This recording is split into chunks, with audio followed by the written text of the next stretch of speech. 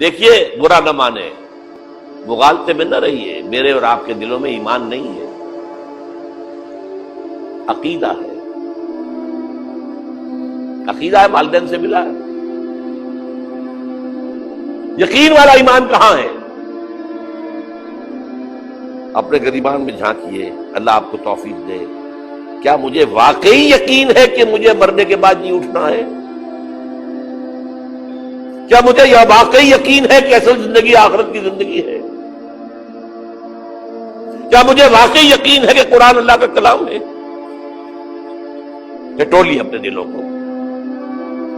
اگر یقین ہوتا کہ اللہ کا کلام ہے تو آپ اس کو سمجھنے کے لیے عربی بھی نہ سیکھ سکتے؟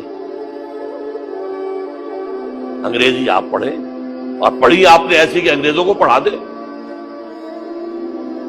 کیا نہیں کیا؟ پی ایچ ڈیز کر رہے ہیں، کون کون سے فنون نہیں سیکھے، ڈاکٹر، اتنی عربی نہیں سیکھی۔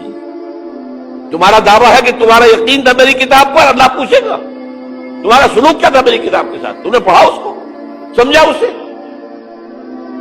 اسے سمجھنے کے لیے عربی سیکھی؟ تو تم جھوٹ بول رہے ہو، تمہارا کوئی ایمان نہیں تھا میری کتاب۔ ما آمن بالقرآن من استحل محارمہ، جنہوں نے سود کو اپنے پورے نظام کی جڑ بنیاد بنایا ہو، ان کا ایمان کوئی ہے اللہ پر؟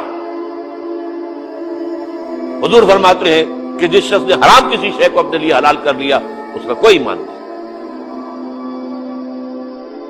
دوبارہ آج بھی کرنا ہے تو دوبارہ ایمان پیدا کرنا ہے، ایمان، عقیدہ نہیں، ایمان۔